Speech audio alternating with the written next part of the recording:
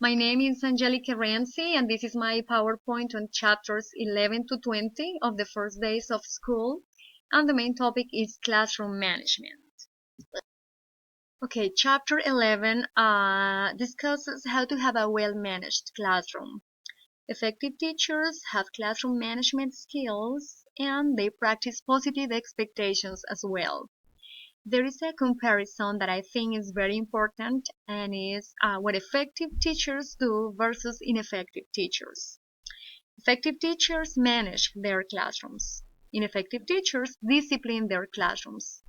And I can say that sometimes I find myself trying to discipline my kids.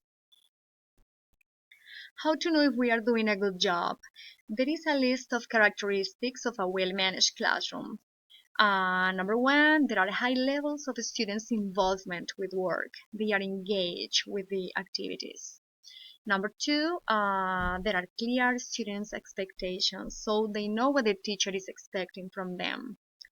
Number three, there are just a few waste of time or confusion since everybody knows what to do and what is next. And number four, they have a good and relaxed environment where students can learn. Chapter 12, How to have a classroom ready. Plan for the beginning of the year and prepare a classroom environment that is organized and safe. There is a word that is many times in the text that is prepare, prepare, prepare. So what do we have to prepare? We need to have a clean and nice work area. We need to prepare the wall space. That means we have to display the classroom rules, the expectations, and all the information that we consider is necessary to have. We need to have a bookcases organized. We need to have a place for teaching materials where only the teachers have access to that. And of course, we have to prepare ourselves. The main objective is that on the first day of school, everything in the classroom is just ready to go. Chapter 13, How to introduce yourself. A good reputation creates high expectations and opens doors for you. There are some techniques to keep a good reputation. Number one, we have to welcome parents and students before school begins. We can send letters or visit families if that is allowed in our district. The main thing is that we have to communicate with families. Number two, greet students at the door. There is something that I never do, but I consider very important since the book presents that many times, and I plan on start doing that this coming year. Number three, have the seating chart and the first class assignment ready. Students need to know that as soon as they get in the classroom, they need to start doing some work. Teach students how to enter to the room. That is a simple procedure, but remember that we are the ones that set the tone in the classroom. Number five, introduce yourself and communicate your expectations. I feel that sometimes we are not clear communicating our expectations and students don't know what to do to succeed. Chapter 14, How to arrange and assign seats. There are three reasons for a seating chart. Number one, facilitates role taking. It's easier for the teacher to know if there is an absent student. Number two, that helps to memorize the names of the kids.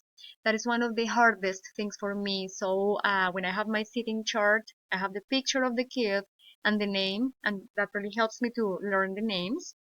And number three, separates problem kids, and that really helps the teacher and the whole class. Now let's see what effective teachers do. First, arrange the seats to expedite the text at hand. Number two, assign seating on the first day of school so students kind of know what to expect. And number three, they have all the seats facing the teacher for the activities of the crucial first day of school.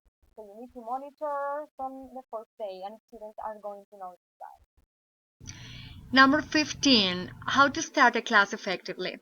The very first priority of a teacher when the class starts is to get the students to work. Soon as the students walk inside the classroom, they need to have some work to do. But how? How are we going to do this? Number one, post a daily assignment that your students can complete. That has to be related with something that they already know or something that they did learn the day before.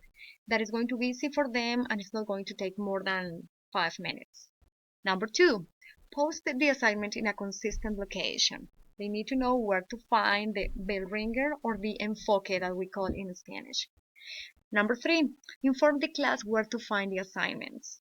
There should be an agenda and a bell ringer for every single class on the wall. Number 4, promote and follow school-wide procedures. So if it's the rule that every class needs to have a bell ringer and an agenda posted on the wall, we should do the same and really reinforce what they are asking us to do. Chapter 16, When and How to Take Roll. The effective teacher starts the class immediately with an assignment, no role. The book presents 3 ways to take roll without affecting class. The first one, look at your class and refer to the seating chart. That is the one that I really use in my classroom. Number 2, have folders or something personal in a box at the door. In that way, you will notice easily if there is an absent student. Number 3, place a student's name on a wall and each student will move his name indicating that he is present. There are many different ways to take the attendance, and for example, I have noticed that one of my coworkers uses popsicle sticks where he writes the name of the students, and as soon as they walk in the classroom, they have to find his name and place that in a container. So the popsicle sticks that are still on the table are the ones of the kids that are absent. What is what effective teachers do? They don't disrupt the classroom roll taken, they take roll very quiet, and they prepare the attendance count after the students are on task. So they don't take any time from the class to do the attendance. Chapter 17, How to Maintain an Effective Grade Record System. A grade record book must show the results of progress of each student at all times. What is what effective teachers do? They know what results they want to include. For example, attendance, tests, class participation. I know that in some school districts, teachers have to set up the grading book before the classes start. So you will know what is the weight for each one of the activities that you are going to grade and how many you are going to do per chapter. Design or modify a grading book to record these results. Many teachers can use the electronic book or some others prefer to use paper. That depends on the teacher preference, but anyway, you need to see the progress of the student to be able to assess each kid whenever it's needed. Number 3, keep a running progress of student to work. That is really important. Sometimes parents or even administrators need to know how one student in particular is doing. So it's really a priority to have your grading book updated and organized. Chapter 18, How to have an effective discipline plan. Have a discipline plan and then work the plan. Use the one that better works for your class. The following box presents some of the most typical teacher and student roles in different discipline plans. I guess it depends on the teacher and the kind of rules that you have in your school districts and in your school. Okay, there are 3 different kind of plans, like the main ones. In the first one, the teacher is in charge. The second one, the teacher and the student are in charge. And the third one, student is in charge. So as you can see in the first one, when the teacher is in charge, he's the one that provides consequences. The student doesn't have any choices, and the classroom has limits without freedom. In the second one, where the student and teacher are in charge, they work together. Sometimes they can set agreements that they call classroom code of conduct, which works pretty well. And the classroom has freedom, but that freedom has limits, which is very important. In the third one, when the student is in charge, it's a class. The class is centered in the student. The student has many choices. The classroom has freedom without limits, and that can be a really, really big problem. What is what effective teachers do? The first one, they think about a discipline plan and that is ready before class starts. Number 2, they discuss the plan with the students and an involved family. The plan has to be something that the students really can do, and when you look for support from the families, that really works. Number 3, use discipline to teach self-discipline. We need to teach the kids to be responsible for their behavior.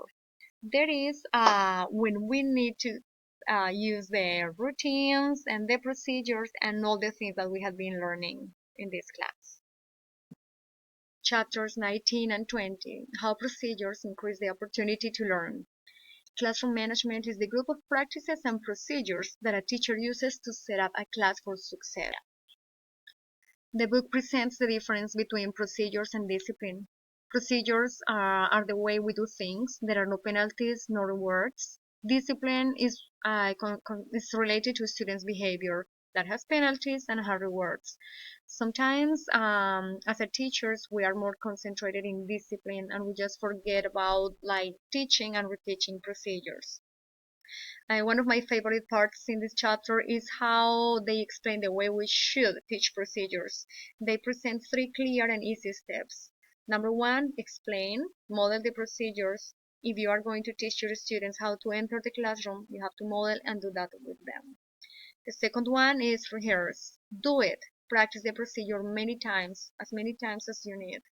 Number 3, reinforce. So rehearse until it becomes a routine, and that is our goal.